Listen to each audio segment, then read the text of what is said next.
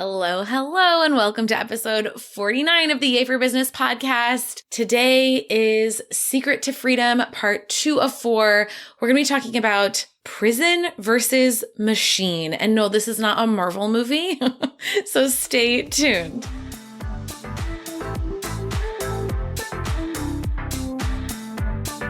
I am feeling so fired up about this topic, and you'll have to excuse me if I get a little bit sassy, but most people tend to like it. A little bit ago on Instagram, earlier, I don't even know what day it is. It must have been last week.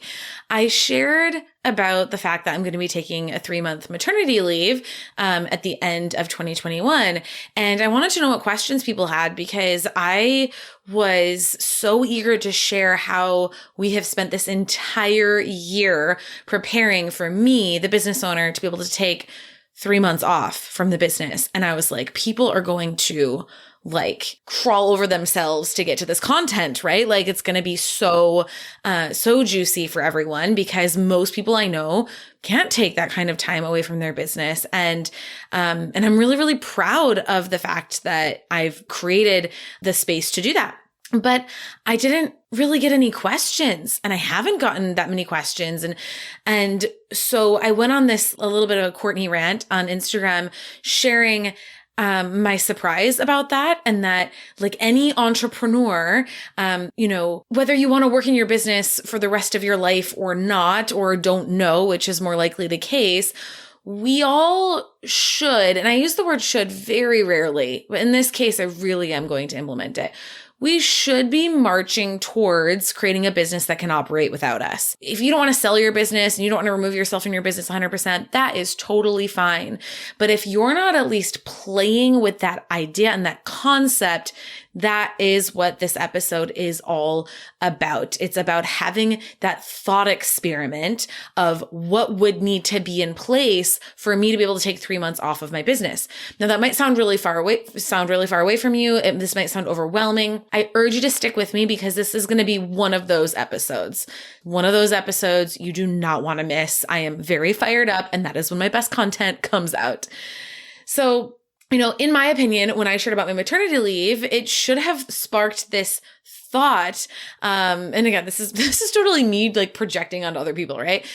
This thought of Courtney must have done something in her business that is working really well if she can do that. And I should pay attention so that I can do the same, especially because the thing I hear people complaining about all the time is how they're caught in this trap of constantly having to work and not being able to take vacations. So it just baffles me, the disconnect here, but I'm starting to unravel this and understand it better. And that's what this episode is all about. Prison versus machine. Okay. So instead of that thought, what I've found is that a couple of things are happening. Okay. And that's the prison versus the machine. All right. Number one, many people think that their business gives them freedom when in fact it is doing the very opposite. They think they have freedom because they don't have a job. And this is such BS I can't even describe. In so many ways, so many people's businesses, and this isn't going to be me sounding a little judgy and a little bit on the tough love attack, are so much more stressful, and you would be so much better off having a 9-to-5 than the way you are currently running your business. And if that resonates with you, you're listening to the right episode. If your business would literally come to a halt if you took 3 months off, then your business is not freedom. The business is giving you the freedom to not have to have another boss or work for someone else. But there's a lot of negatives to that we're going to talk about and people don't talk about enough. Okay. My business is not going to come to a screeching halt when we stop. When I go on my maternity leave, the business is going to continue marketing, selling, and delivering on a very high-end coaching program without me working every single day. All right. The second thing I've noticed is that most of you listening, and this is okay, but it's a wake-up call, have not even entertained the idea that you could build a business that could operate without you. And there's a lot of these beliefs in the way. And we'll talk about kind of the number one coming up, which is I have a personal brand. And we'll talk about that because I totally had this belief and worked through it over the last several years. So I want to start that journey with you today, if that's you. So we're going to address each of these problems. And in me addressing each of these problems, I'm going to be talking a lot about a month-long training that we are doing, my company, my team is doing for all of our Yay for 100K clients throughout the month of October while I am on maternity leave. So I want to be really clear. We are creating extra value for our clients that is being delivered without me while I'm on maternity leave, all right? Your wheels should be turning at this point. And beautifully, this training is called Out of Office.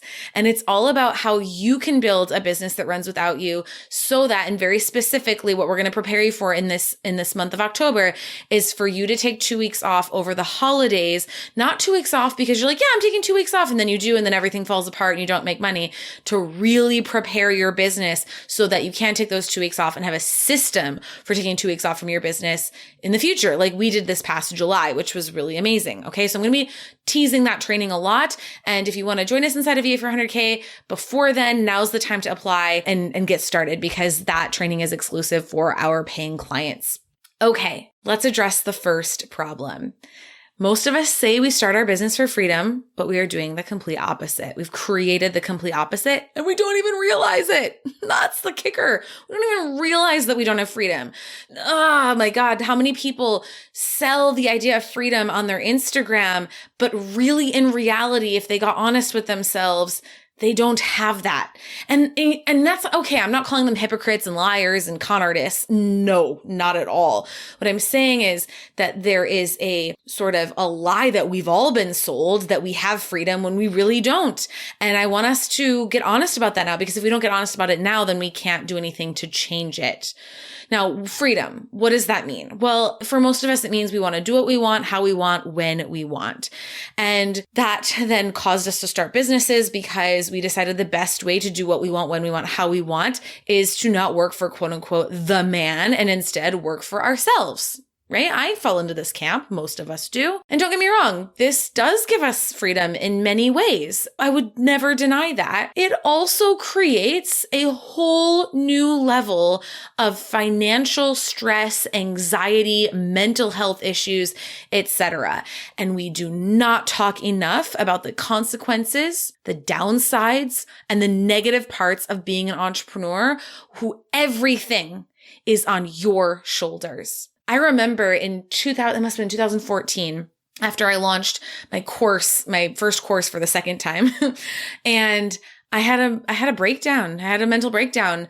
And I think I really had some very real depression for a period there because I just was like, the launch was fine. It wasn't as big as I wanted. I had these sort of delusions of grandeur about what it was going to be, but the launch went well. I was great. But I was so stressed out about everything I had to do to deliver on that launch. And I had a VA at the time, right? Like all the pressure was on me. All the stress was on me. And spoiler alert, it's not that way anymore. Now, still, I have more financial pressure than someone who works for a company, but not anymore. And you heard the episode with Allison last week talking about her role. Well, Allison works full time in my business, and this is a big reason why that stress is not on me. So I'm not even going to say that the stress comes from owning a business, because at this point, you don't own a business. You have a job.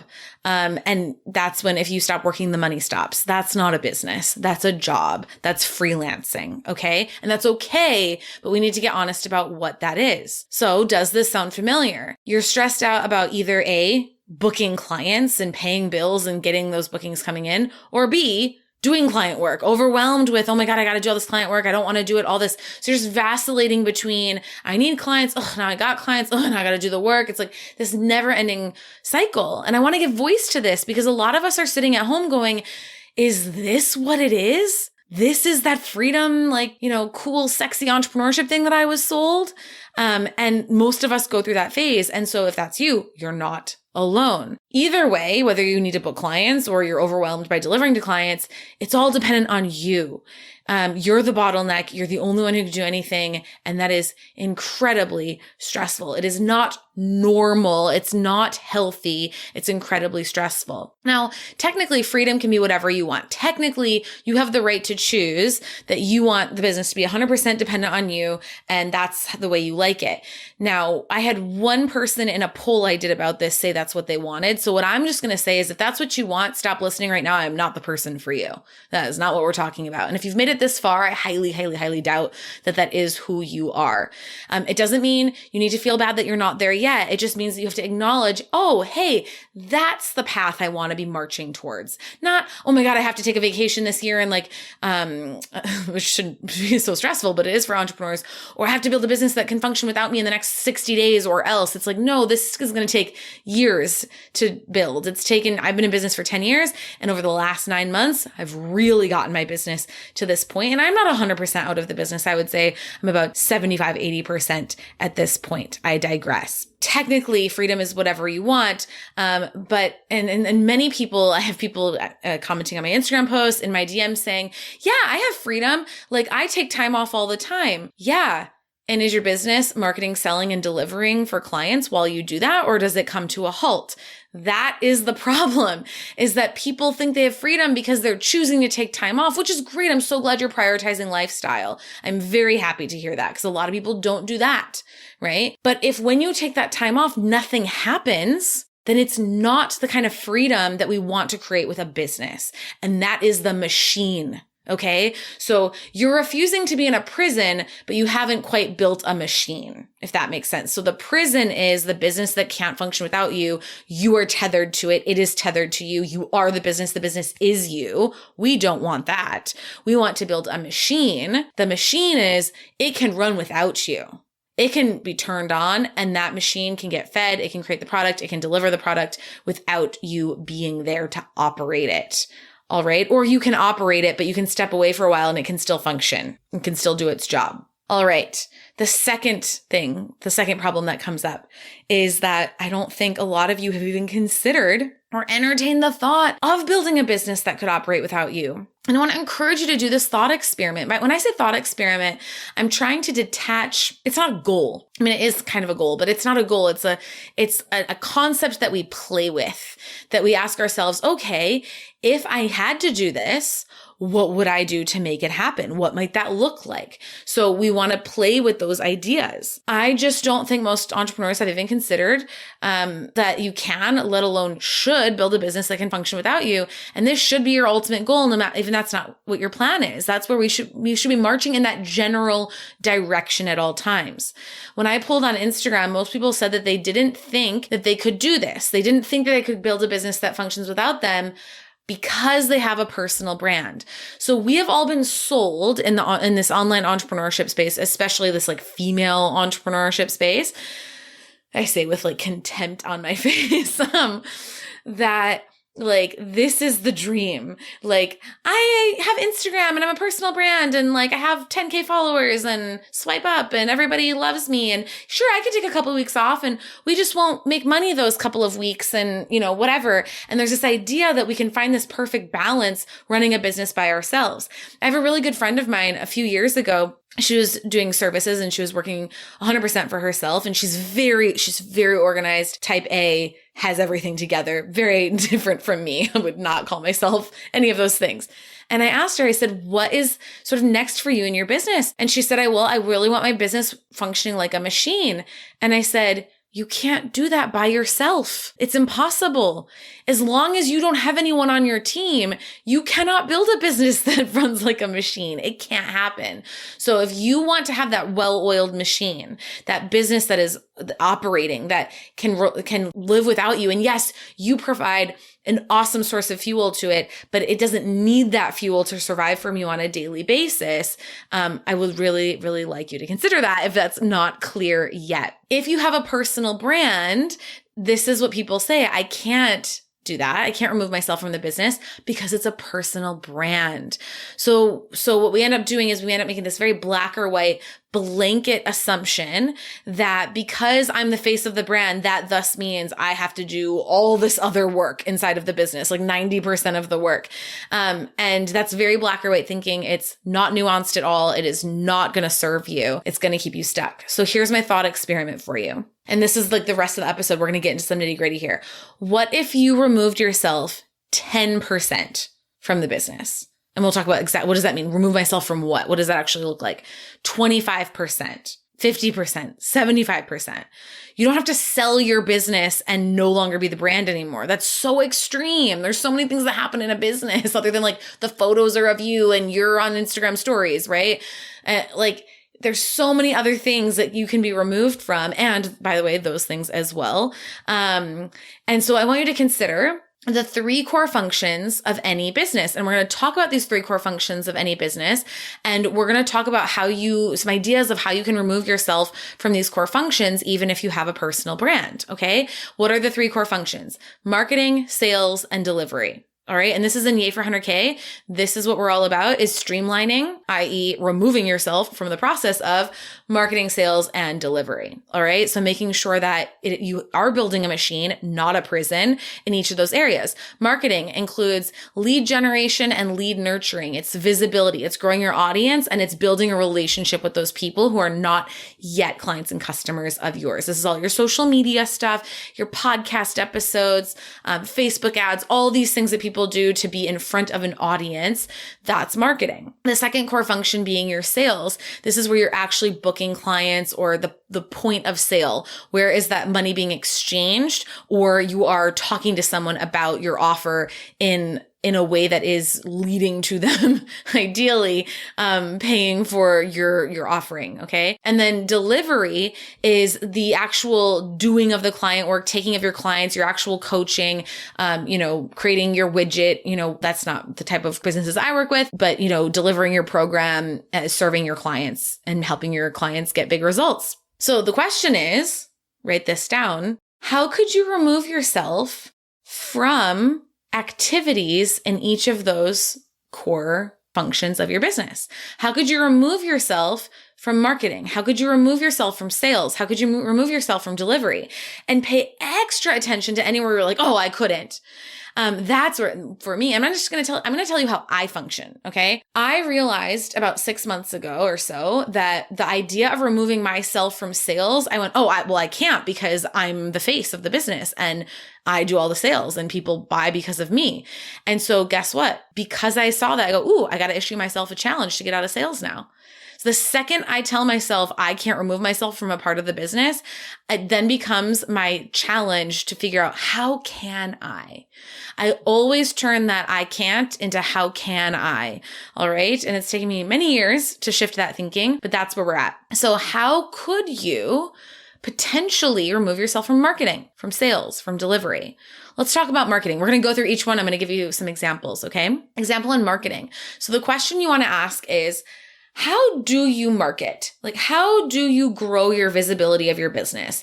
This is going to be, creating your social media content, sharing your social media content, any other content you're creating, podcasts, stuff like that. So what is everything involved? Now, let's say, for example, you're focused on Instagram as one thing.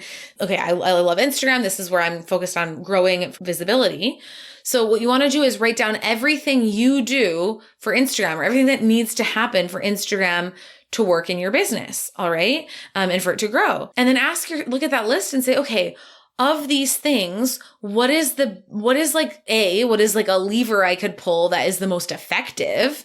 Right? So maybe I think, repurposing content, that would be really helpful. I have a ton of content to repurpose. That would be helpful. You could hire someone to repurpose your content. Or you could ask yourself, what is my biggest pain point in this? So we have a client comes to mind who really was getting frustrated with Instagram, was taking a lot of their time. Number one, they were doing way too much and being way too perfectionistic about it. But number two, they didn't need to be doing all that themselves. A VA can do a lot of this work. A copywriter could help you. you. A graphic designer could help you. So what is it about the marketing that is the biggest pain point? And you can tease it apart.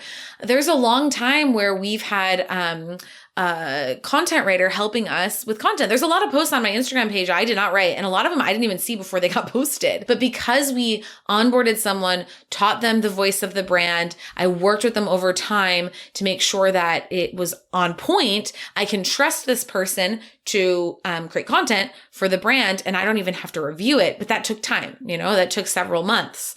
That was a big pain point for me. I wanted to make sure that certain content was getting created, that I wasn't the bottleneck there.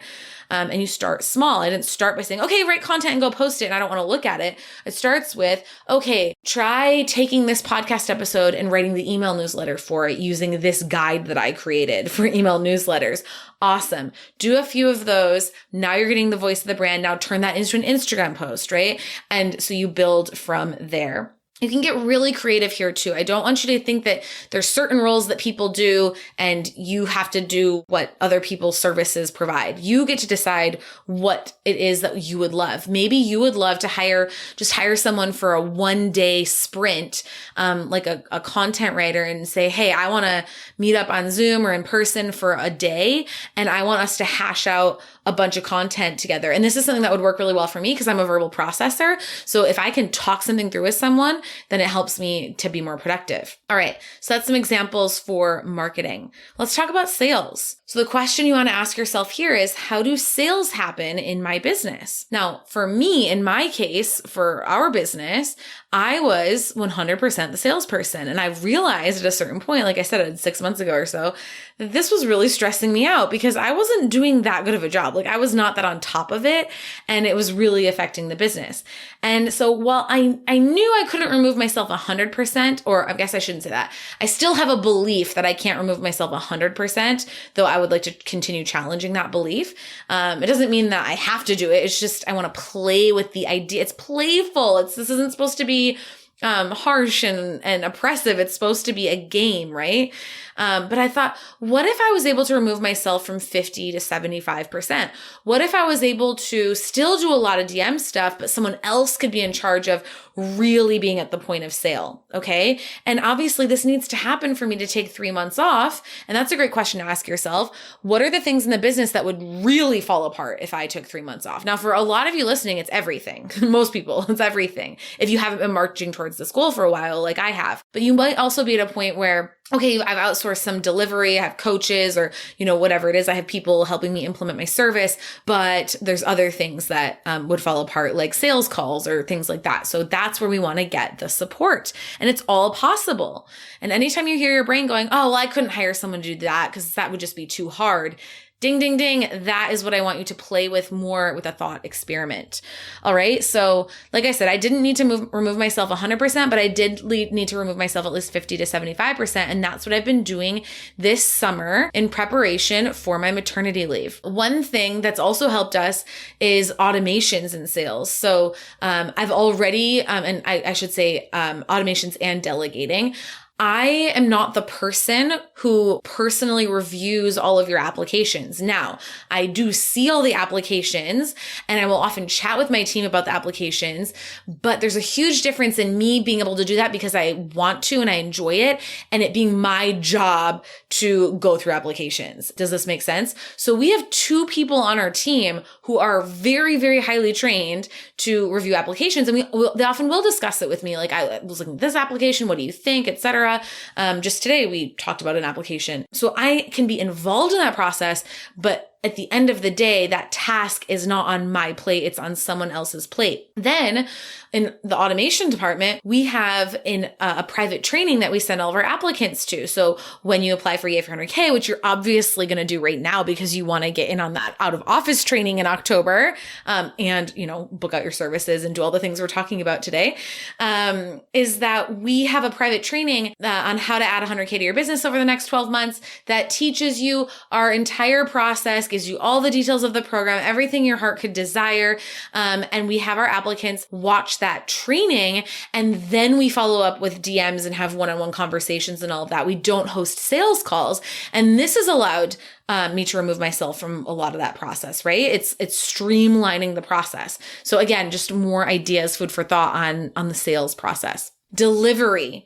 Okay, so delivery is how your client work gets done and sent to your clients, all right? Or if you have a program, it's how your program gets delivered. Consider all the different touch points you have with your clients, all the work you do behind the scenes for your clients or in your program. What are all the touch points? Do you have office hours? Are you managing a Facebook group? Things like that. And ask yourself, okay, if I had to remove this off my plate, who would it go to? Who would have that job? This is a huge one for people to let go of control, because oftentimes this is the work that has become a bit of your identity. If you're a writer, it's like, for me as a copywriter, it was like, oh, I'm a great copywriter. That's my identity. So like, I can't train someone else to do it and like do the work for my clients. They're hiring me. No, they're hiring the business and the brand. And it is my job to make sure that there's quality control and that the work that goes out is of the highest quality. It does not mean that I single-handedly need to do all of the work. So letting go of that control and allowing other people to do the work is really essential here. You learned how to do the thing that you're a specialist at. Even coaching, coaching is very intuitive for me. I've also had training coaching, but it's really, really intuitive for me. I've had to really break down my process of coaching. And this is why we do quarterly trainings with our coaches, is to talk more about like what our coaching methodology is, how we like to, our values in coaching, how we approach certain things, etc. All right. You can train someone with the right strengths on exactly how you do what you do. If you're a designer, exactly how you design a website, or a graphic or whatever that is, you can absolutely do that. I even went to a chiropractor once where he had trained his assistant to do sort of like a couple of things in the initial assessment, not like actual chiropractic work, but it made it so that he knew that she could sort of kickstart the appointment with the client, which allowed him to focus on the actual chiropractic work. So I thought that was really interesting. When I was a copywriter, I hired a junior copywriter. This is in the 800K what we call your junior expert. So if you want to continue growing your client base, but you don't want to be doing all the work, you've got to get a junior expert onboarded and train them in how you do what you do, because you can. And anyone says that they can't is being an amateur, not a professional. In the 800K, we have coaches who are trained on the entire program, the ins and outs of every single lesson, every critique that we give, every type of copy. Our coach training is 3 months long. And then we do quarterly training sessions with our coaches, and we get together as a team and we also monthly walk through client issues, any specific clients that need more support. We have a Slack channel that we're in daily kind of masterminding about how to best serve clients. And this helps us to all be on the same page, that we're all speaking the same language, that we are cohesive as a brand. Obviously, we all bring something unique to the table, but we're all communicating the same core message. This allows me to serve more clients with my program, that, let's be honest, I say my program, but I didn't even create all the materials for the program myself, and help our clients get bigger, more massive results, because it's not just me. It's not all on my shoulders. And though I'm going to be taking a short hiatus from being on all of our coaching calls in the fall, and our clients have the details on that. I know our clients are going to be coached, and they're going to be coached to a incredibly high quality, and that my lack of presence on a few calls is going to have zero effect on our clients' results. In fact, there are silver linings to this. When I'm not at a coaching call, sometimes I have clients say, hey, not having you there helped me to realize how much I'm overly relying on you validating me and giving away their power to me, that having another coach that is in your brand and that it's, works for your business allows me to let go as a client and to be more self-sufficient. Like, that's so amazing. So it can be beneficial. Also, our coaches bring something to the table that I do not. They often have advice or answers to questions or questions themselves that I wouldn't have thought of, that I'm like, oh my God, that's so brilliant. I wish I'd thought of that. All right. So I'm really, really passionate about this, because those of us who have personal brands can often have this excuse like, oh, I can't ever like build a brand that's bigger than me. All right. So those are some ways that you can remove yourself from three areas, three core functions of your business. And I really hope that this podcast was helpful, because I want each and every one of you to start with you've got to be taking weekends off. All right. That has to become a non-negotiable. If you work weekends, it's because you allow yourself to work weekends. You've decided that's okay. You have to decide that's not okay. I don't work weekends. Bare minimum, right? No one's expecting you to work on the weekends unless you've set that expectation with them. It's your business. The next step then would be to make sure that you're able to take a weekday off every once in a while without the sky falling down. Okay.